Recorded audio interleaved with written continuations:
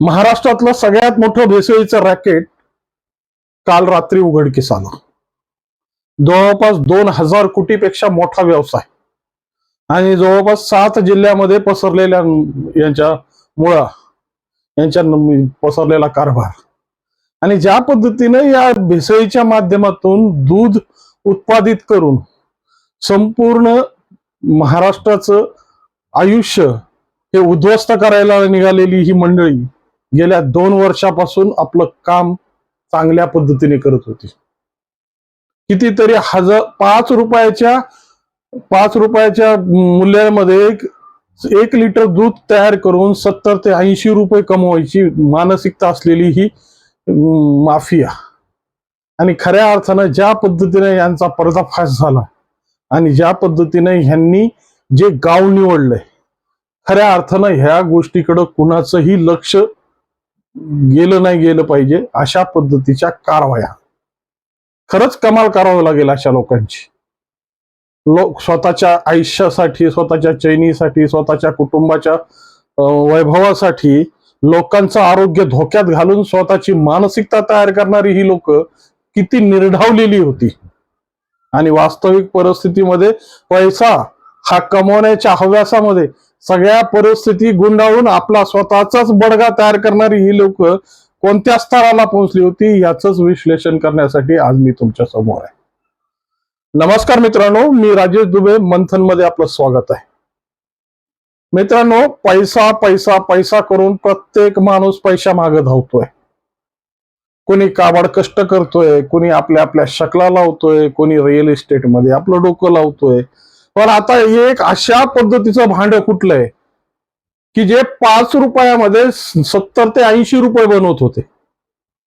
आणि या 5 रुपयाच्या केमिकलच्या माध्यमातून जे 70-80 रुपयाचं दूध निर्माण करून हजारो लिटर दूध महाराष्ट्राच्या विविध डेऱ्यांमध्ये हे पाठवत होते. वास्तविक स्वरूपात तुम्ही विचार करा की तुम्हाला जे पिशवीतून येणारं दूध हे खरंय का बनावटी आहे, हे कशाहून ठरवणार. आणि या मंचरमध्ये घडलेल्या या रेडमध्ये एफडीएने जी कारवाई केली आहे ना, खऱ्या अर्थानं त्याचं सगळं श्रेय जातं ते तुकाराम मुंडे साहेबांना. कारण की तुकाराम मुंडे साहेबांना जर खऱ्या अर्थानं या अन्न व औषध प्रशासन विभागाचं सचिव म्हणून जर अपॉइंट करण्यात आलं नसतं आणि खऱ्या अर्थानं त्यांची परत रवानगी एखाद्या महामंडळावर किंवा एखाद्या अडगणीच्या ठिकाणी टाकली असती आणि खऱ्या अर्थानं ज्या पद्धतीने आज गोरखधंदे आणि ज्या परिस्थित्या उघडून आज आमचे डोळे उघडतायत ना, ते उघडले गेले नसते तर खऱ्या अर्थानं आमचं भवितव्य काय होत. गेल्या 2 वर्षापासून चाललेला हा गोरखधंदा कशा पद्धतीने महाराष्ट्रात चांगल्या पद्धतीनं फुलत होता, फळत होता आणि ज्या पद्धतीने आपली मुळ आपल्या परिस्थित्या ज्या पद्धतीने व्याप्त करत होता ना, त्याला पाहिल्यानंतर खऱ्याच अंगावर काटा येतोय. सोलापूर पासून ते जळगाव पर्यंत आणि पुणे, अहिल्यानगर सारख्या महत्वाच्या जिल्ह्यांमध्ये सुद्धा, संभाजीनगर यामध्ये सुद्धा ज्या पद्धतीने यांनी आपली माफियागिरी पसरली आणि या भेसळयुक्त दुधाची जी एक कारखाने सुरू केले, त्यामुळे खऱ्या अर्थानं सर्वसामान्य लोकांना दवाखान्याच्या पायऱ्या, आपल्या स्वतःचं आयुष्य आणि कशा पद्धतीने आपली जीवनयात्रा संपवावी लागली ना, त्याचं सगळ्यात मोठं ही कारस्थान होतं.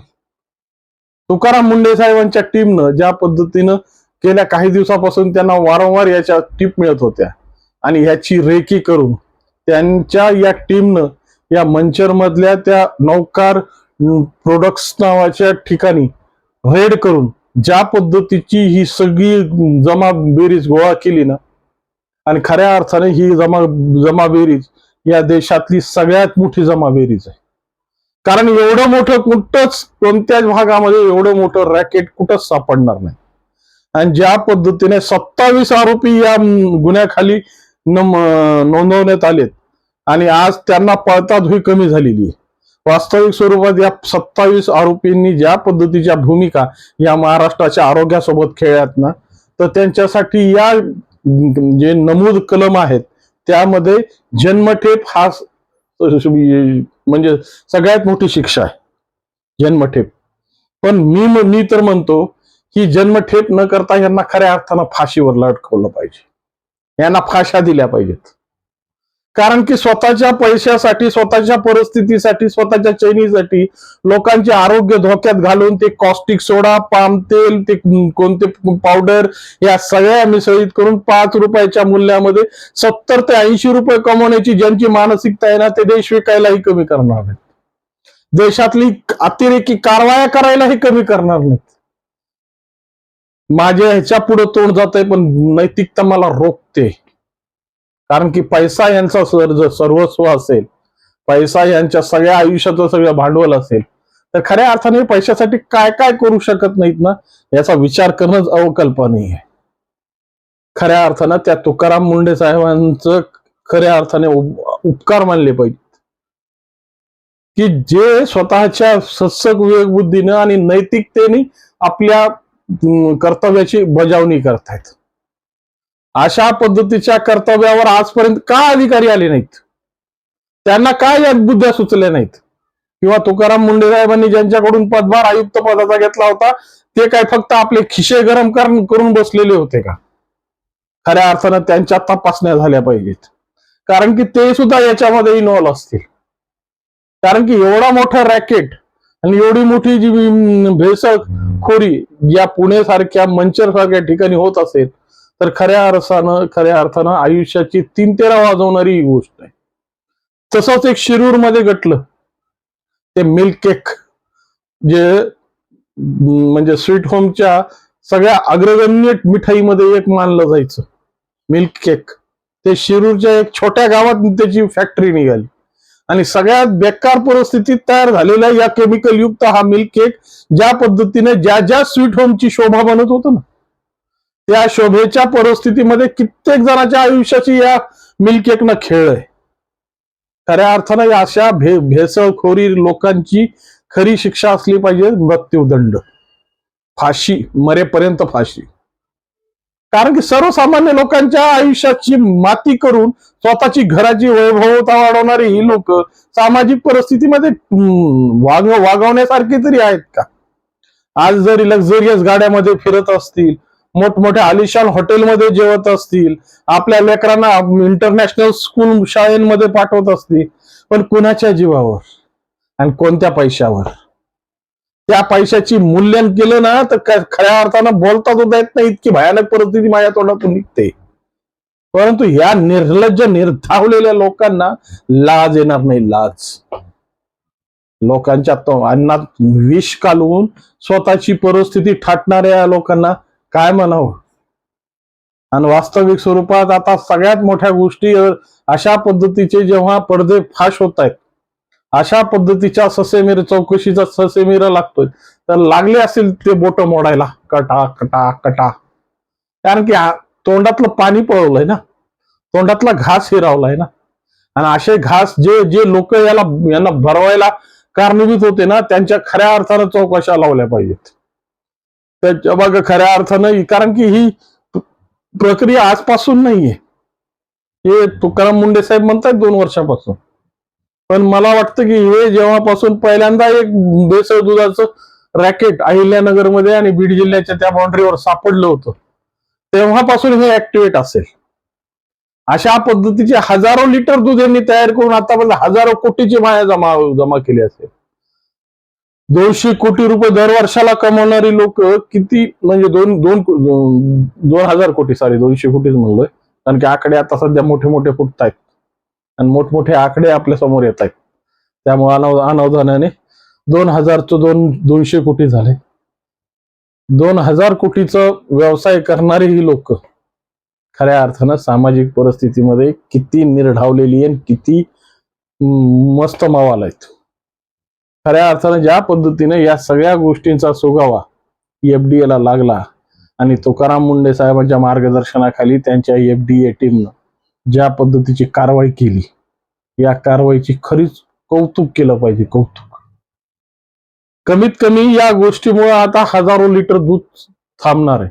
आणि हे फक्त हेच नाहीये, त्यांच्यासोबत आता शेतकरी सुद्धा इन्व्हॉल्व आहेत. ज्या ज्या शेतकऱ्यांच्या माध्यमातून ह्यांनी हे सगळं दूध त्या दूध संकलन केंद्रापर्यंत पोहोचवलं आणि ज्या दूध संकलन केंद्रांनी ज्या ज्या डेअरीला हे दूध टाकलं त्या डेअरीमधून तुम्हाला विषच मिळालेलं आहे. त्यामुळं या डेअरी म्हणजे तुम्हाला पिशवीतून आलेल्या दुधावर तुम्ही जर आता शंका बाळगत असताल तर बाळगण्याची गरज. आणि खऱ्या अर्थानं जे दूध आमच्या आयुष्यात अमृत म्हणून आम्ही वापरलं जातं, ज्याला आमच्या आईच्या दुधाची संज्ञा दिली जाते, ते आईचं ते दूध किती विषारी आहे आणि किती बनावटी आहे, त्याच्यात कशा कशा पद्धतीच्या केमिकलनं त्याचं उत्पादन करून तुमच्यापर्यंत पोहोचवलंय. पण ह्याला सगळ्यात मोठी दोषी आपणच आहेत बरं का. कारण की आपण एवढे निर्ढावलो आहेत की आज आमच्याकडे पशुधन नावाची संपत्तीच राहिलेली नाही. आज जी काही आमच्या देशाचं वैभव असलेली आणि ज्यांना गायीवर श्रीमंत म्हणून मोजली जाणारी संस्कृती आम्ही लयाला घालून बसलोय. आजही ज्या पद्धतीनं मार्केटमध्ये जे 60 रुपयाला दूध मिळतं ते विकत घेण्याची मानसिकता आहे, पण एक गाय किंवा एक म्हैस सांभाळण्याची मानसिकता आमच्यामध्ये नाहीये. आणि त्यामुळंच जे सुरुवातीला 1980च्या काळामध्ये हे दूध कोणी विकत देत नव्हतं, या दुधाच्या गंगा वाहत होत्या. आज ते दूध कशा पद्धतीनं भेसळयुक्त होऊन आमच्यापर्यंत पोहोचत आहे. खऱ्या अर्थानं ह्याचं आत्मविलोकन प्रत्येकानं प्रत्येक शेतकऱ्याने केलं पाहिजे. कारण की ज्या गोष्टीची मुबलकता आमच्याकडे भरपूर प्रमाणात होती, ज्या गोष्टीला आम्हाला देताना आमची प्रतिष्ठा वाटायची, आज त्याला आम्ही कशा पद्धतीने भेसळयुक्त दूध खाण्याला सुद्धा मजबूर झालोय, हे आमच्या नैतिकतेला तपासलं पाहिजे. आणि याचा सगळ्यात मोठा जो फायदा उचलला यांनी, तो फायदा म्हणजे आमच्याकडलं कमी होत असलेलं पशुधन. ज्या पद्धतीनं आमच्याकडे दुधाचा तुटवडा कमी पडत पडलाय, ज्या पद्धतीनं आम्ही आज पुरवठ्यापेक्षा मागणी जास्त आहे आणि या परिस्थितीमध्ये सापडलेली आमची बाजारपेठ ज्या पद्धतीने या भेसळयुक्त दुधाच्या जीवावर जर संतुलित होत असेल तर खऱ्या अर्थानं हे या दोषीपेक्षा आपण मोठे दोषी आहेत. कारण की ओरिजिनल आणि जे महत्वाचं आहे ते आम्ही उत्पादन करायलाच तयार नाही. आम्ही फक्त नगदी पिकं आणि पैसा कसा आमच्या खिशात येईल याच्याकडेच आमचं लक्ष केंद्रित आहे. आज वास्तविक स्वरूपात जी ग्राम संस्कृती आमच्या देशाचं सगळ्यात मोठं भूषण म्हणलं जायचं, ते ग्राम संस्कृतीच आम्ही विसरून गेलोय. आज फक्त सिमेंटाचे जंगल आमच्या नशिबी यायला लागलेत आणि या सिमेंटाच्या जंगलामध्ये ज्या पद्धतीच्या भोगवाद्या परिस्थिती आणि भौतिकतेने आम्ही ग्रासल्या गेलोत ना, त्याचीच कारण या लोकांच्या मनोवृत्त्या आम्हाला फलित करण्यासाठी सगळ्यात मोठ्या कारणीभूत ठरतात. त्यामुळे आता दोषी कोण आहे? ते भेसळ करणारे का त्या पशुधन न पाळणारे? या दोघांमधली तुलना केली पाहिजे. आज कायद्याच्या कचाट्यामध्ये ते 100% दोषी निघतील, ते आरोपी निघतील, ते गुन्हेगार निघतील, पण त्यापेक्षा गुन्हेगार मोठे हे आहेत की ज्यांनी आपल्या हाताने आपल्या पायावर धोंडा मारून घेतलाय. आपल्या मूळ संस्कृतीला विसरून ज्या पद्धतीच्या भौतिकवादी सुविधांच्या मागे पैशाच्या मागे पळत आपलं सगळंच रास केलंय आणि या रासाच्या पोटी ज्या पद्धतीने सर्वसामान्य जनतेची जी हेळसांड होते ना, त्याला मुख्य कारणीभूत कोण आहे आता हे तुमच्याच विवेकाला ठरवा.